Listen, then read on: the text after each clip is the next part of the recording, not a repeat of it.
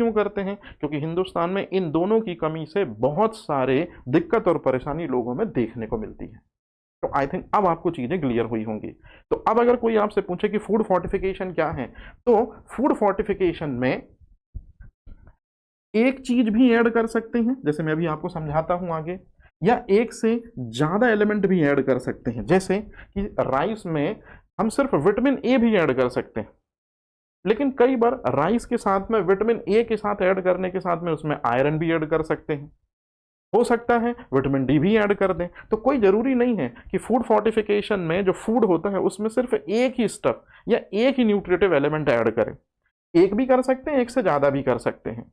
और जब करेंगे तो निश्चित रूप में इस एक्टिविटी में ह्यूमन का पार्टिसिपेशन होगा, क्योंकि ह्यूमन ही तो लेबोरेटरी में जो चावल होगा, मतलब स्टार्ची सोर्स जो होगा, उसके ऊपर वो किसको लेयर बनाकर लेपित करेगा, या तो कोई विटामिन को या तो किसी मिनरल्स को। मतलब ह्यूमन का इंटरफेयर इस प्रोसेस में होना ही होना है, मतलब ये आर्टिफिशियल एक प्रोसेस है। और याद रखिएगा, इस प्रोसेस में जो ये विटामिन्स और मिनरल होंगे ये स्मॉल क्वांटिटी में ऐड किए जाएंगे, बहुत कम क्वांटिटी में। क्यों बहुत कम क्वांटिटी में? क्योंकि आप खुद देख लीजिए, विटामिन्स और मिनरल जो हैं ये कैसे इंग्रेडिएंट हैं स्टूडेंट? ये माइक्रो न्यूट्रिएंट्स हैं।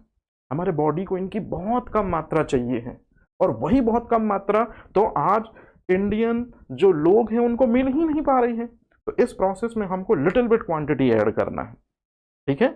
और ये लिटिल बिट क्वांटिटी हम जानबूझकर ऐड कर रहे हैं। मतलब यदि इंटरव्यू में आपसे पूछे कि फूड फोर्टिफिकेशन क्या है, तो आपको ये 3 वर्ड आपको बोलने ही बोलने हैं कि फूड आइटम्स में वन और मोर जो न्यूट्रिटिव एलिमेंट हैं, मतलब विटामिन्स और मिनरल्स, ये हमको ऐड ऑन तो करने हैं, लेकिन किस क्वांटिटी में ऐड करने हैं?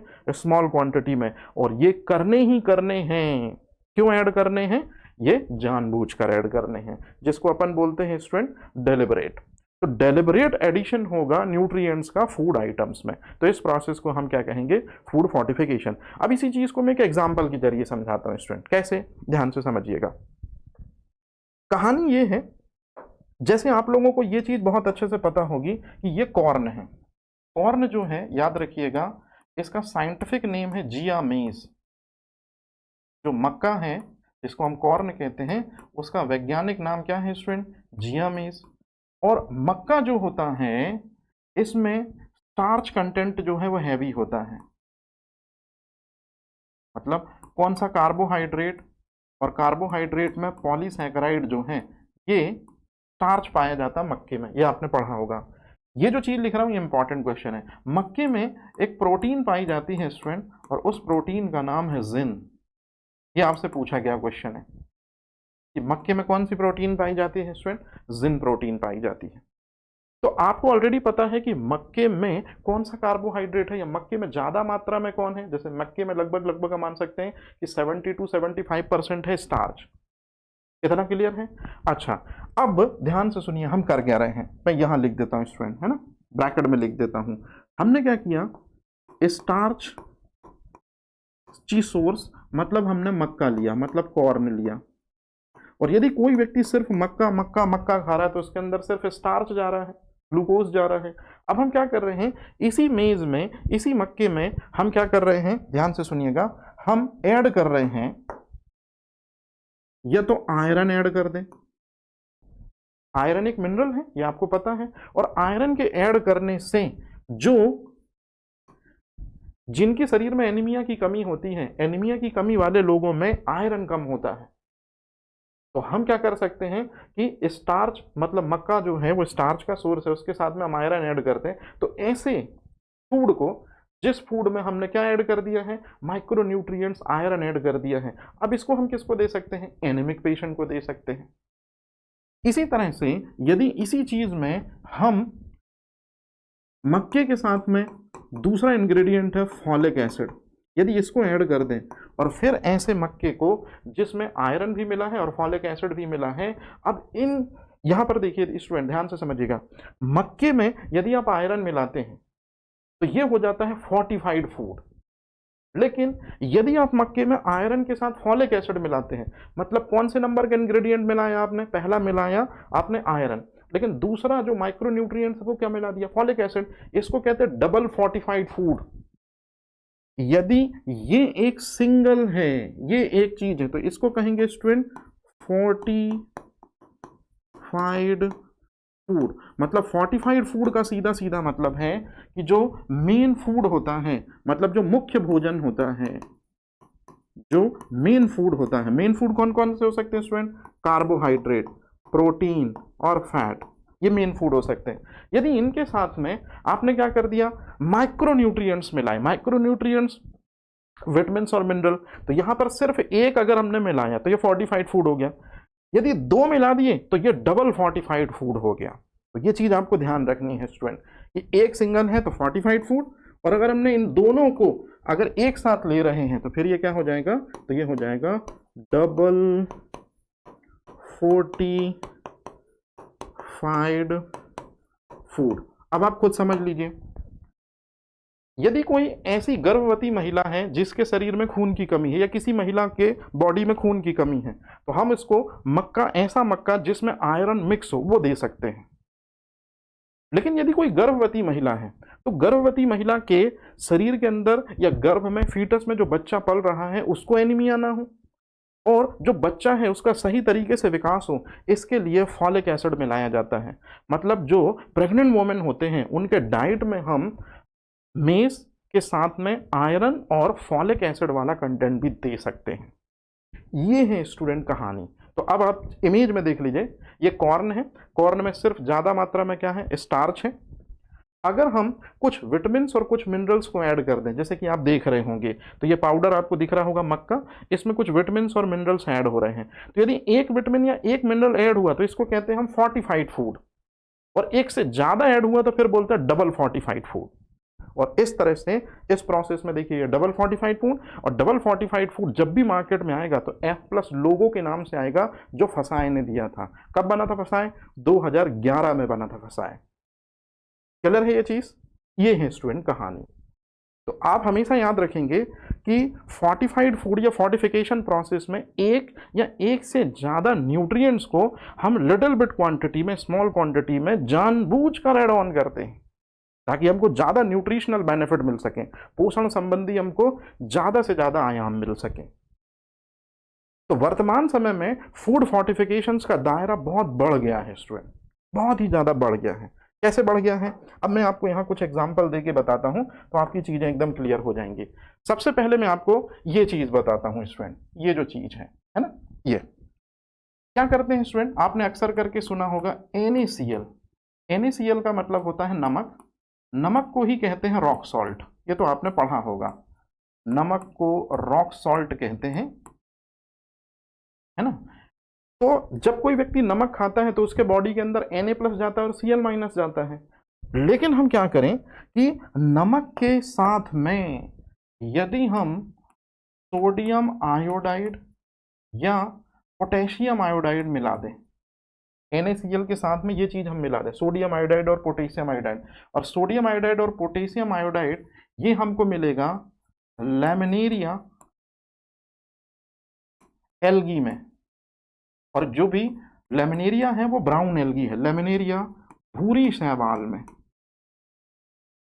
तो लैमिनेरिया ब्राउन एल्गी को हम क्या करेंगे, मैराइन से लेंगे, उसको लेबोरेटरी में ले जाकर या इंडस्ट्री में ले जाकर हम गर्म करेंगे, वाटर एवेपोरेट हो जाएगा, जो पाउडर बचेगा वही पाउडर सोडियम आयोडाइड या पोटेशियम आयोडाइड है। याद रखिएगा स्टूडेंट। तो लैमिनेरिया, जिसको आजकल सारे कॉम्पिटेटिव एग्जाम कैल्प बोलते हैं, तो ये आपका क्वेश्चन है स्टूडेंट, याद रखिएगा ये चीज, कि जब हम फोर्टिफाइड सॉल्ट बनाते हैं, है ना, या आयोडीन युक्त जब हम नमक बनाते हैं, तो उसमें क्या मिलाते हैं, तो NaCl मतलब नमक में हम आयोडीन अकेला नहीं मिलाते, क्योंकि आयोडीन कभी अकेले पाया ही नहीं जाता, वो कंपाउंड के फॉर्म में पाया जाता है, या सोडियम के साथ या पोटेशियम के साथ। सोडियम और पोटेशियम के साथ कहाँ मिलेगा, लैमिनेरिया, जिसको हम कैल्प कहते हैं, ब्राउन एल्गी के पाउडर में मिलेगा। तो हम सोडियम आयोडाइड और पोटेशियम आयोडाइड, मतलब जो लेमिनेरिया पाउडर है, इस लेमिनेरिया पाउडर को जब हम NaCl के साथ मिक्स करते हैं, तो जब हम NaCl के साथ मिक्स करते हैं स्टूडेंट, तब बनता है आयोडीन युक्त नमक, जिसको हम आयोडाइज्ड सॉल्ट कहते हैं। तो आयोडीन युक्त नमक बन जाता है स्टूडेंट। और यही आयोडीन युक्त नमक जो है ये एग्जाम्पल है फोर्टिफाइड फूड का। अब इसको मैं अगर आपको बिल्कुल सिंपल तरीके से समझाऊं तो क्यों है स्टूडेंट, क्योंकि हमने NaCl मतलब नमक में जो फूड आइटम्स है इसमें हमने ऐड किया है, क्या ऐड किया है, आपके समझाने के लिए बोल दे रहा हूं, आयोडीन, जबकि ये होता नहीं है। आयोडीन हमेशा किस फॉर्म में होता है, सोडियम आयोडाइड और पोटेशियम आयोडाइड के फॉर्म में होता है, और इस तरह से बन जाएगा आयोडाइज्ड सॉल्ट। और आयोडाइज्ड सॉल्ट जो है वो फोर्टिफाइड फूड का एग्जाम्पल है। ये है स्टूडेंट, ऐसे बनाते हैं। अब ये तो आपको पता है कि आयोडीन क्या है, एक मिनरल है, और मिनरल को फूड आइटम्स के साथ मिला रहे इसलिए फूड फोर्टिफिकेशन बोलेंगे।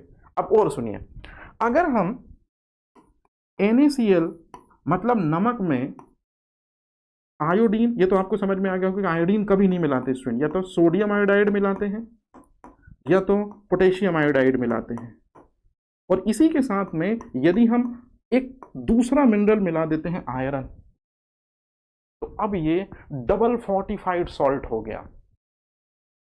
क्यों डबल फोर्टिफाइड सॉल्ट हो गया स्टूडेंट, क्योंकि पहला सॉल्ट जो है वो हो गया आयोडीन और दूसरा जो सॉल्ट हो गया वो हो गया आयरन। तो NaCl में जब हमने एक ये चीज और दूसरी ये चीज मिला दी तो अब ये बन गया डबल फोर्टिफाइड सॉल्ट, मतलब फोर्टिफाइड, और ये हो गया स्टूडेंट सॉल्ट।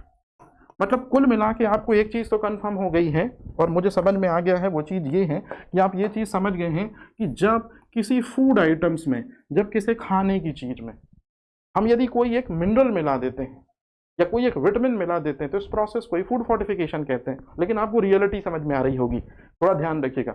अब यही मैं एक ऐसा क्वेश्चन बता दे रहा हूं जो बहुत इंपॉर्टेंट है, आपसे पूछा जाएगा स्टूडेंट, और वो क्वेश्चन ये है कि जो NaCl है ये क्या है, जिसको आप सॉल्ट कहते हो। तो ध्यान रखिएगा स्टूडेंट, NaCl जो है ये NaOH मतलब स्ट्रॉन्ग बेस,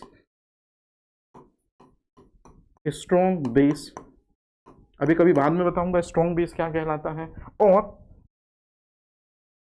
NaOH है ना, और HCl, HCl मतलब हो गया स्ट्रॉन्ग एसिड मतलब प्रबल अम्ल। इन दोनों से बनता है, और ऐसी रिएक्शन, ध्यान रखिएगा स्टूडेंट आपके लिए बहुत इंपॉर्टेंट है, ये क्वेश्चन आया हुआ है, ऐसी रिएक्शन जिसमें स्ट्रॉन्ग बेस और स्ट्रॉन्ग एसिड मिलते हैं, ऐसी रिएक्शन को न्यूट्रलाइजेशन रिएक्शन कहते हैं। ऐसी रिएक्शन को यहां लिख दे रहा हूं उदासीनीकरण अभिक्रिया कहते हैं। और ये उदासीनीकरण अभिक्रिया के तहत ही आप खुद देख लीजिए, ये बचपन में आपने ये 10th में पढ़ा होगा कि जब भी स्ट्रॉन्ग एसिड और स्ट्रॉन्ग बेस मिलते हैं तो वाटर हमेशा लैप्स होता है, वाटर हमेशा निकलता है, और इस प्रोसेस में बनता है NaCl। और अब कोई आपसे यदि पूछे कि व्हाट इज NaCl, तब आपको दिलेरी से कहना है कि जो ये NaCl है स्टूडेंट, जो ये NaCl है, ये NaCl उदासीन लवण है, न्यूट्रलाइज्ड सॉल्ट है। आपसे कोई पूछे चाहे ना पूछे, इंटरव्यू में ये क्वेश्चन जरूर पूछते हैं कि जो NaCl है वो कैसा सॉल्ट है, न्यूट्रलाइज्ड सॉल्ट है, उदासीन लवण है। तो मेरे को समझ में आ गया होगा कि अब आपको कोई दिक्कत नहीं होगी NaCl को न्यूट्रलाइज्ड सॉल्ट या उदासीन लवण कहने में। क्लियर है स्टूडेंट? चलिए, पहली कहानी ये हो गई। अब देखिए लिखा है double fortified with iron iodine, तो अब आपको ये पूरी कहानी इसमें से समझ में आएगी। अब कहानी और आगे बढ़ाते हैं, तो आगे लिखा हुआ है कि जो मिल्क होता है, इसको मैं अलग कर रहा हूं स्टूडेंट, तभी मैं आपको यहां पर और अच्छे से समझा पाऊंगा। 2-3 एग्जाम्पल से समझा दे रहा हूं, है ना। अब देखिए आप खुद ही, जो मिल्क होता है उसमें बहुत अधिक मात्रा में कैल्शियम होता है, जो कि एक मिनरल है, और मिल्क जो है एक फूड आइटम्स है, खाने की चीज है। अब मिल्क तो हम डेली यूज करते हैं, और मिल्क में बहुत कम होता है विटामिन ए, बहुत कम होता है विटामिन ए। तो यदि हम कुछ ऐसा करें कि मिल्क में यदि विटामिन ए मिला दें, ठीक है, या इसी प्रोसेस में जब हम विटामिन ए मिला रहे हैं तो मिल्क में विटामिन डी भी मिला दें, और इस तरह से जो विटामिन ए और विटामिन डी हैं, बताइए जरा क्या है, ये माइक्रोन्यूट्रिएंट्स हैं, मतलब विटामिन है।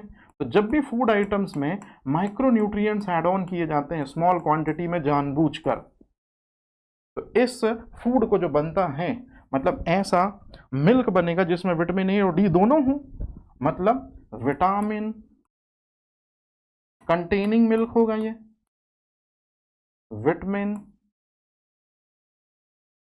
युक्त दूध होगा, तो ये हो जाएगा फोर्टिफाइड फूड। ऐसे बनाते हैं। मतलब यदि आप विटामिन कंटेनिंग मिल्क को यूज करेंगे तो मिल्क आपके अंदर जाएगा, मतलब कैल्शियम अंदर जाएगा, उसी में हमने ऐड करके क्या मिलाया है, विटामिन ए, वो भी बड़े आराम से चला जाएगा, और विटामिन डी। और ये दोनों क्यों मिलाए हैं, क्योंकि मिल्क में ये दोनों के दोनों काफी लेस अमाउंट में होते हैं, मतलब मिल्क में ये दोनों के दोनों बहुत कम मात्रा में होते हैं, इसलिए हमने एक्स्ट्रा बाहर से इनको आर्टिफिशियली जो है ये है ऐड करा दिया है मिल्क के अंदर। ऐसी है कहानी स्टूडेंट। अब एक बहुत इंपॉर्टेंट क्वेश्चन, ये जो चीज मैं लिख रहा हूं इसको आप हमेशा याद रखेंगे, जल्दी ही आपके एग्जाम में ये क्वेश्चन देखने को मिलेगा। स्टूडेंट आपको एक चीज तो पता होगी हमेशा कि आपके बॉडी के अंदर दांतों के लिए, मतलब टीथ के लिए और बोन के लिए कैल्शियम जो है वो बहुत मस्ट होता है। मतलब मैं यहीं साइड में लिख दे रहा हूं कि टीथ और बोन, दांतों के लिए और हड्डियों के लिए जिस मिनरल्स की सबसे ज़्यादा रिक्वायरमेंट होती है वो है कैल्शियम, क्योंकि कैल्शियम जो है दांतों को और बोन्स को स्ट्रेंथ देता है, मजबूती देता है। तो जब भी आपकी उम्र बढ़ती जाती है और आपके दांतों में पानी लगने लगे या आपकी बोन्स जो है वो वीक होने लगे, दर्द होने लगे, मतलब ये नेचर की ओर के से इंडिकेशन है कि आपके दांतों में और आपकी बोन्स में कैल्शियम का लेवल लो हो रहा है। तो ऐसी कंडीशन में डॉक्टर के पास जब आप जाएंगे तब आपको वो कैल्शियम की टैबलेट देगा, और साथ ही साथ वो कैल्शियम की टैबलेट के साथ में विटामिन डी भी देगा। अब ऐसा क्यों होता है, तो ये एक क्वेश्चन है, इसलिए मैं इसको बहुत अच्छे से करा रहा हूं, इसको आप याद जरूर कर लीजिएगा कि विटामिन डी किस मिनरल्स के एब्जॉर्प्शन में हेल्प करता है। तो मैं यहां पर लिख दे रहा हूं, है ना, कि जो विटामिन डी होता है, विटामिन डी कैल्शियम के एब्जॉर्प्शन में या अवशोषण में हेल्प करता है।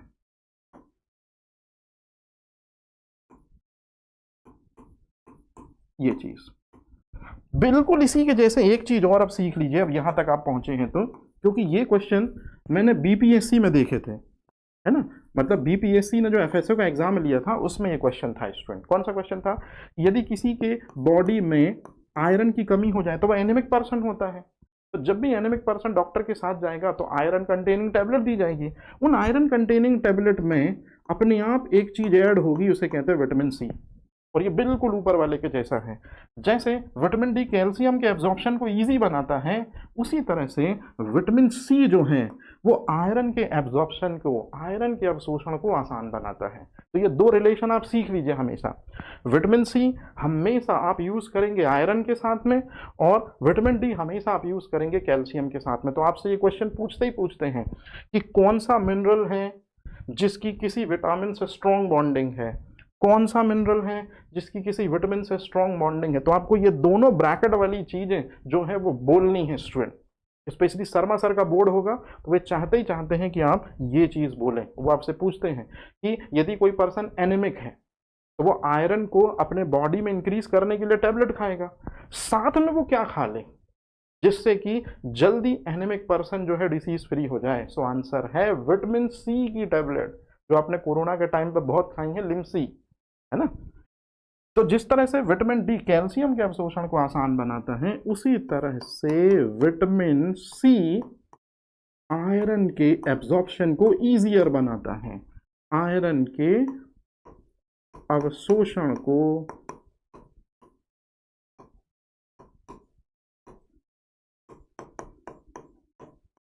आसान बनाता है।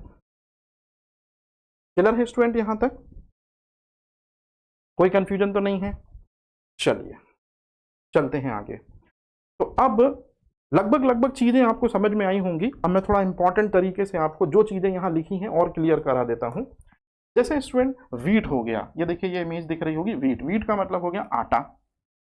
आटा मतलब स्टार्च का रिच सोर्स है, लेकिन आटे को यदि हम डेली यूज कर रहे हैं, लेकिन आटे के साथ में हम फोर्टिफाइड फॉलिक एसिड भी यूज कर सकते हैं स्टूडेंट। तो ये फोर्टिफाइड आटा हो गया विद फॉलिक एसिड। इसके साथ में हम विटामिन B12 भी यूज कर सकते हैं और इसके साथ में हम आयरन भी यूज कर सकते हैं।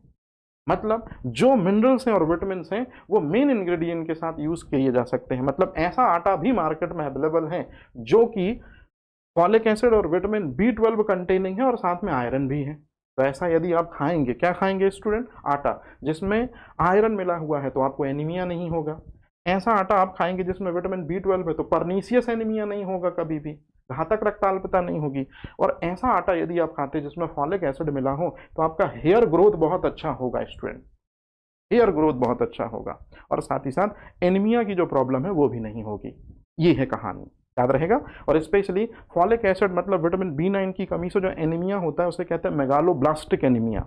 आया हुआ क्वेश्चन है, आपको ध्यान रखना है। हालांकि ये जब विटामिन पढ़ाऊंगा तो वहां कंसीडर कराऊंगा बहुत अच्छे से। और ठीक है, चलिए अब सवाल पैदा होता है कि एक फूड आइटम्स में दूसरा फूड आइटम्स क्यों ऐड किया। जैसे हमारे पास में जो नमक था स्टूडेंट, नमक खाद्य सामग्री है, आपको पता है हम सब नमक खाते हैं।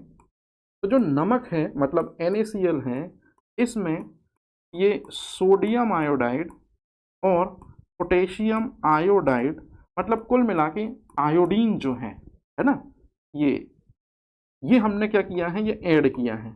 और इस तरह से जो चीज बन गई वो क्या बन गया, आयोडाइज्ड सॉल्ट बन गया, आयोडीन युक्त नमक बन गया। और आपको पता है आयोडीन युक्त नमक जो है वो घेंगा को दूर करता है या ग्वाइटर को दूर करता है ना। मतलब आयोडीन युक्त नमक जो है वो ग्वाइटर में सबसे बेस्ट फूड इंग्रेडिएंट है। तो घेंगा रोग के उपचार में, ये घेंगा रोग वही होता है जिसमें एक ग्लैंड्स होती है थायराइड, वो स्वेल हो जाती है क्योंकि percentage of iodine will be decrease, है ना। ये सब आप पढ़ेंगे। तो अगर आपने आयोडीन युक्त नमक बनाया मतलब फोर्टिफाइड सॉल्ट बनाया है आपने, क्योंकि नमक में आपने आयोडीन ऐड किया है, ठीक है।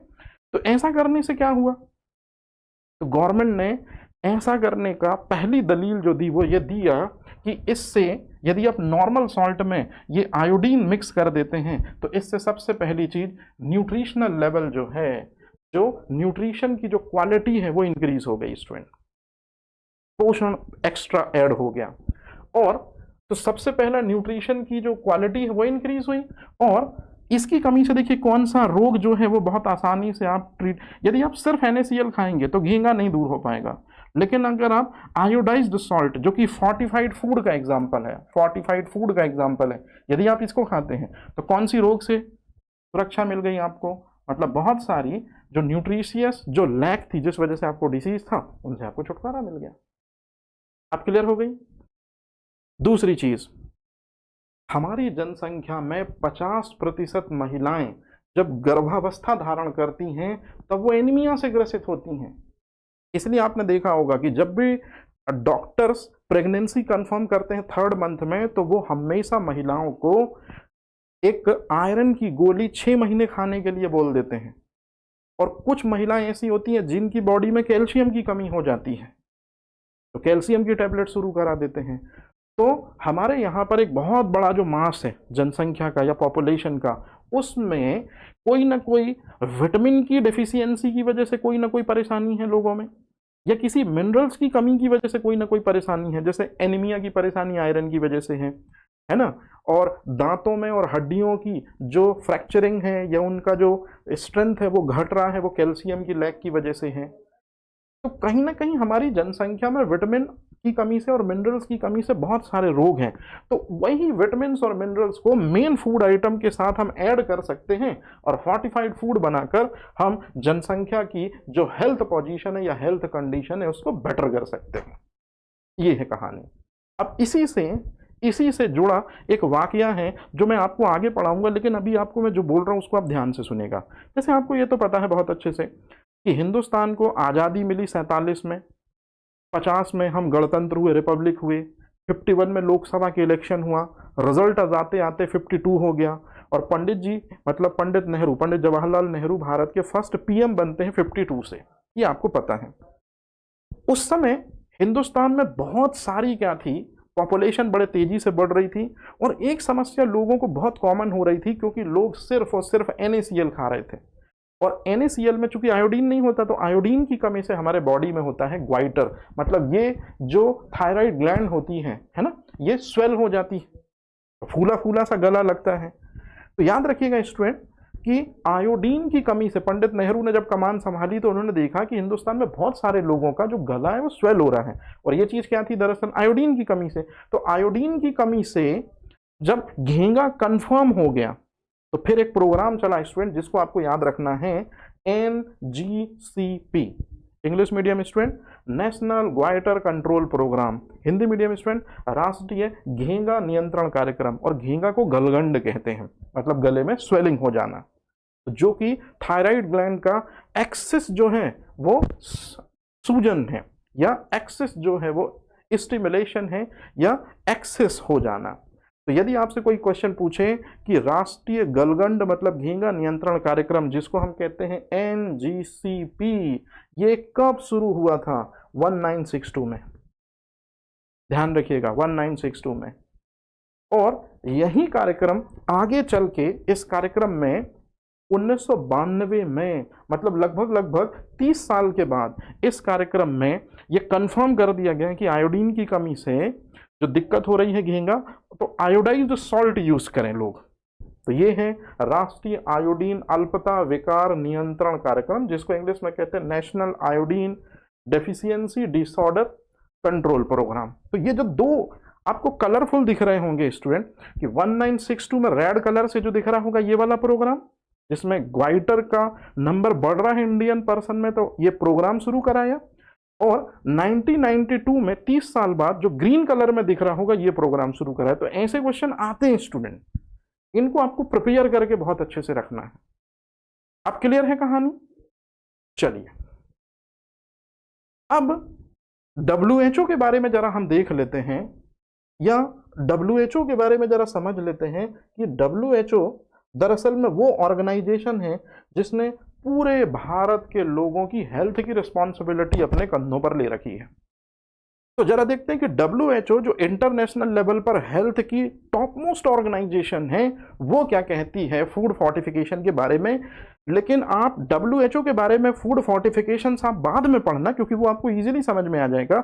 आप सबसे पहले WHO से रिलेटेड क्वेश्चन देख लीजिए, क्योंकि आपके सिलेबस में 1 से 2 क्वेश्चन ऐसे जरूर पूछे जाएंगे कि कोई ना कोई एक ऑर्गेनाइजेशन दे दी जाएगी, या तो आपसे उसका एस्टेब्लिशमेंट पूछ लेंगे, या तो वो कब ईयर हुआ था एस्टैब्लिश, या तो वर्तमान समय में उसके चेयरमैन कौन है, या हेड ऑफिस कहाँ है, इस तरह से। तो मैं आपको बताता हूँ, सिखाता हूँ क्या। देखिए जैसे WHO वर्ल्ड हेल्थ ऑर्गेनाइजेशन, ये तो सबको पता है कि वर्ल्ड हेल्थ ऑर्गेनाइजेशन जो है इसका हेड ऑफिस कहाँ है। तो याद रखेंगे स्टूडेंट, इसका जो हेड ऑफिस है वो जेनेवा स्विट्जरलैंड में है। ये पहला क्वेश्चन।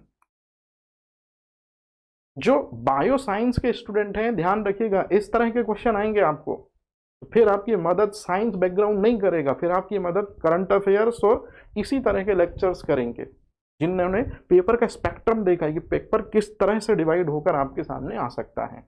अब यदि कोई आपसे पूछे कि बताइए जरा WHO जो है उसकी स्टैब्लिशमेंट कब हुई थी, तो आप लोगों ने हमेशा पढ़ा होगा 7 अप्रैल 1948।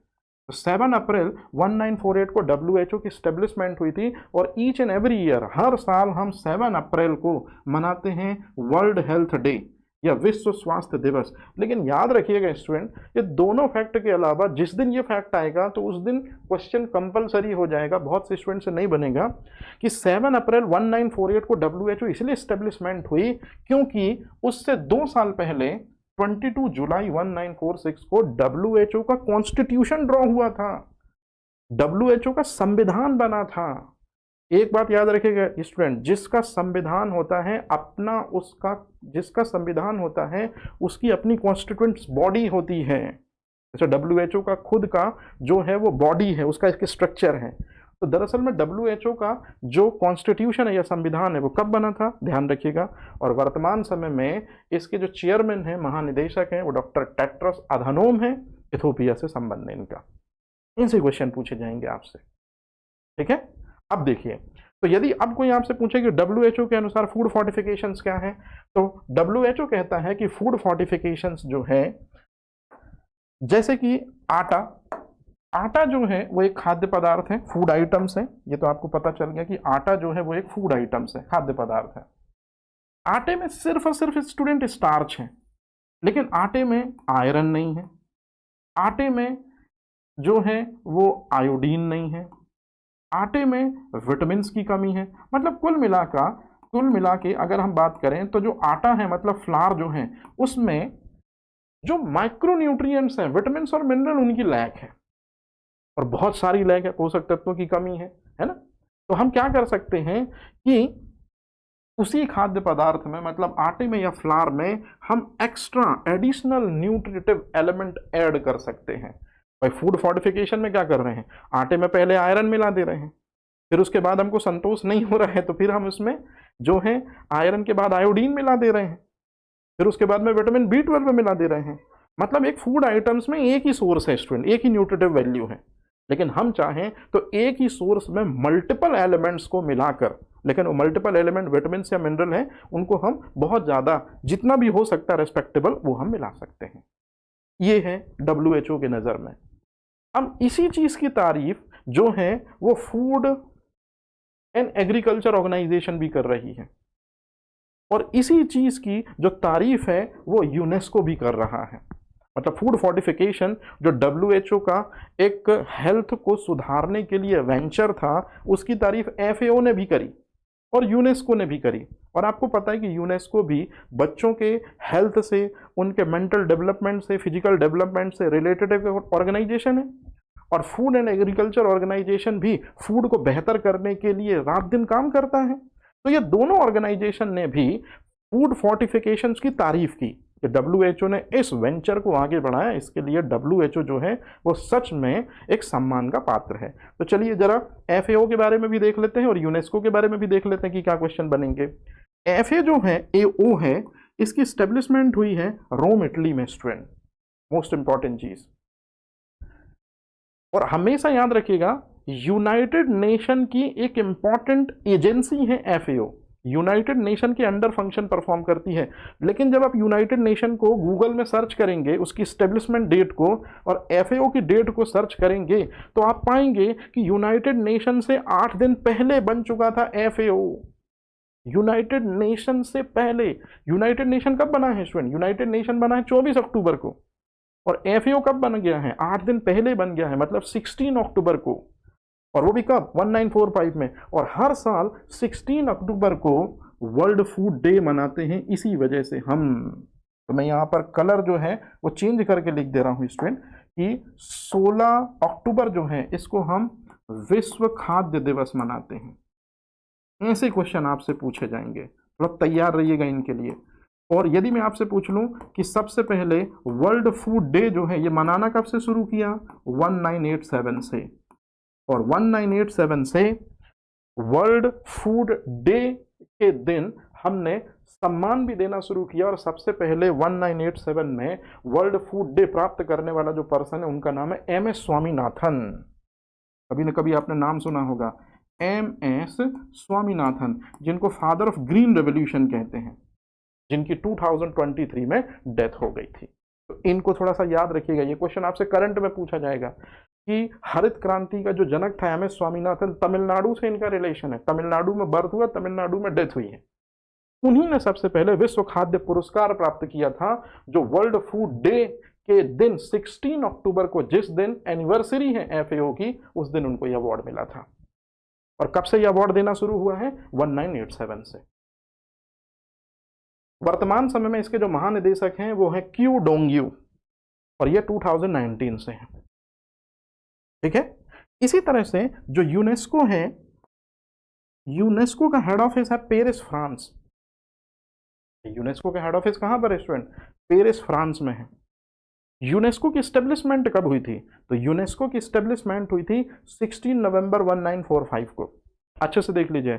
और उसका कॉन्स्टिट्यूशन जो है वो 4 नवंबर 1946 को ड्रॉ हुआ था। मेरे हिसाब से ऐसे क्वेश्चन आपसे पूछे जाएंगे स्टूडेंट, क्योंकि फूड का मतलब सिर्फ फूड नहीं है, फूड का मतलब हेल्थ भी है।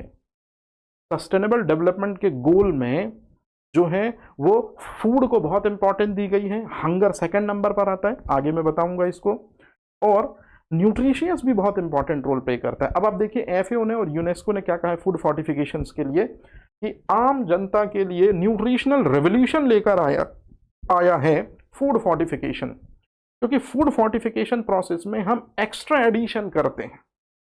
फूड आइटम्स में हम या तो विटामिन्स ऐड कर देते हैं 1 या 2, या तो मिनरल्स ऐड कर देते हैं 1 या 2। तो उससे जो फूड आइटम्स इंडिविजुअल था अब वो वेरी न्यूट्रिशियस या हाईली न्यूट्रिशियस डाइट वाला हो जाता है, ज़्यादा से ज़्यादा पोषक तत्वों की गुणवत्ता वाला हो जाता है।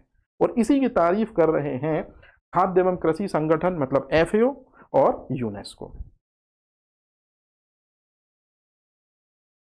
अब फूड फोर्टिफिकेशन के प्रिंसिपल की बात करते हैं। इससे एक क्वेश्चन आया है ना, राजस्थान ने पूछा है एफएसओ ने, इसी वजह से मैं इसके बारे में आपको जरूर बता रहा हूं, इसको आप ध्यान रखिएगा।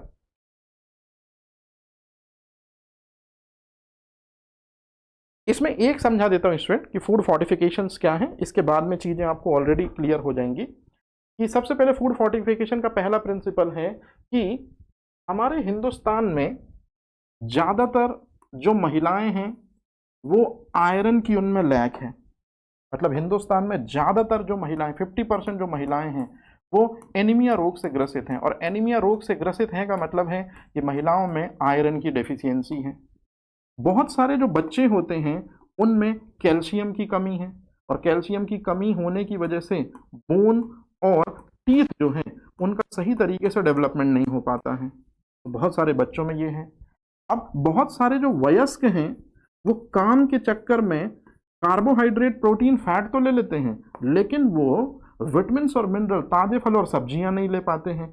मतलब वयस्कों में विटामिन्स की और मिनरल्स की बहुत कमी है। तो ये मैंने आपको एक शॉर्ट में हिंदुस्तानियों में किन किन चीज़ों की कमी है वो मैंने आपको एक रफली आइडिया दिखा दिया कि गर्भवती महिलाएं जो प्रेग्नेंट वोमेन है स्टूडेंट, तो प्रेग्नेंट वोमेन जो है इसमें किसकी लैक है, आयरन की लैक है, वो भी 50% आयरन की लैक है इंडियंस में। ये बच्चे जो हैं छोटे छोटे 0 से 5 साल के उनमें कैल्शियम की लैक है, और बहुत सारे जो एडल्ट हैं उनमें किसकी लैक है, बहुत से विटामिन और मिनरल्स की लैक है। तो हम क्या करते हैं, अब ये तीनों जो हैं जिनमें कमी है, हालांकि ये तीनों खाना तो खाते हैं, ये जो तीनों के तीनों हैं स्टूडेंट ये खाना तो खाते हैं। मतलब खाने में क्या खाते हैं, कार्बोहाइड्रेट खाते हैं, प्रोटीन खाते हैं और फैट खाते हैं, ये तीनों के तीनों। भाई दाल चावल सब्जी रोटी है ना, और या घी और तेल, तो ये तो मिलेगा ही मिलेगा। अब इन्हीं फूड आइटम्स के साथ में या मेन फूड आइटम्स के साथ में यदि हम किसको ऐड कर दें, यदि हम ऐड कर दें माइक्रो न्यूट्रिएंट्स को, कुछ विटामिन को यदि हम ऐड कर दें या कुछ मिनरल को यदि हम ऐड कर दें, हालांकि विटामिन और मिनरल को आर्टिफिशियली ऐड किया जाएगा, मैन मेड एक्टिविटी से ऐड किया जाएगा, और इसके लिए लेबोरेटरी में या बड़ी बड़ी इंडस्ट्रियां काम करेंगी। हमारे घर में ये प्रोसीजर नहीं हो सकता। मतलब फूड फोर्टिफिकेशंस की जो प्रोसेस है ये इंडस्ट्रियों में परफॉर्म होती है और आर्टिफिशियली होती है। तो इस तरह से ये चीज़ें जो हैं ये ऐड कर दिए जाएंगे, और जब ये चीज़ें ऐड हो जाएंगी मेन फूड स्टफ में, तो फिर आप बिलीव करिए लोगों की जो हेल्थ वैल्यू है, जो लोगों का न्यूट्रिशियस लेवल है वो बेहतर हो जाएगा या वो सुधर जाएगा। ये है स्टूडेंट पहला प्रिंसिपल। मतलब जिन जिन इंग्रेडिएंट की कमी है उन इंग्रेडिएंट को मेन फूड स्टफ के साथ में ऐड करके न्यूट्रिशनल वैल्यू को इंप्रूव किया जा सकता है। जैसे कोई यदि एनीमिया से ग्रसित है तो उसको फोर्टिफाइड आटा जिसमें आयरन मिला हो दिया जा सकता है। यदि कोई बच्चा है जिसमें कैल्शियम की कमी है तो फोर्टिफाइड आटा जिसमें कैल्शियम मिला हो, या मिल्क वगैरह दिया जा सकता है, या एडिबल ऑयल दिया जा सकता है ना। और बहुत सारे वयस्क जो हैं, बहुत सारी आजकल ऐसी ऐसी चीज़ें आ गई हैं खाने पीने की जिसमें बहुत से विटामिन, बहुत से मिनरल्स बड़ी बड़ी कंपनियां मिला रही हैं, वो यूज़ किए जा सकते हैं और दिए जा सकते हैं एडल्ट को।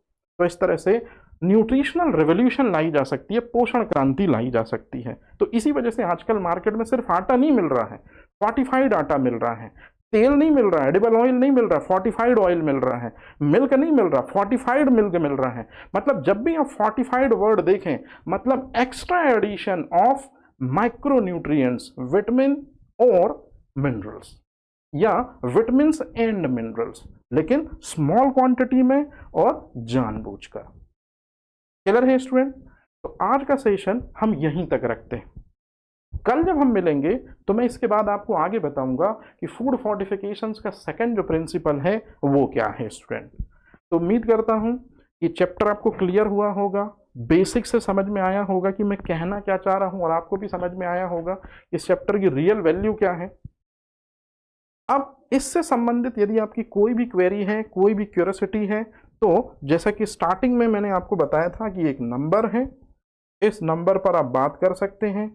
जो भी माइंडसेट में क्वेरी है, इस माइंडसेट में वो क्वेरी को आप दूर कर सकते हैं, और इस कोर्स से रिगार्डिंग कोई भी इंफॉर्मेशन जो है, फीस से रिलेटेड या कोर्स कब होगा, जैसे मैं आपको साफ साफ बता दूं 3 मंथ में ये कोर्स कंप्लीट हो जाएगा स्टूडेंट, विद ऐसी चीज़ों के साथ में जो आप चाहते हैं। हम टॉपिक आज पढ़ाएंगे और साथ ही साथ में तत्काल के तत्काल इसके क्वेश्चन भी सॉल्व कराते चलेंगे। तो टॉपिक जैसे ही होगा उसके क्वेश्चन भी आपको उसी दिन या उसी शाम को अपलोड मिल जाएंगे, जिसमें आपकी प्रिपरेशन जो हो वो पूरी तरह से टॉपिक हो। और याद रखिएगा, एक एक टॉपिक के हम पढ़ाने के बाद में उसके क्वेश्चन कराएंगे। ये नहीं कि यूनिट 1 के पूरे हमने 100 क्वेश्चन करा दिया, नहीं। पहला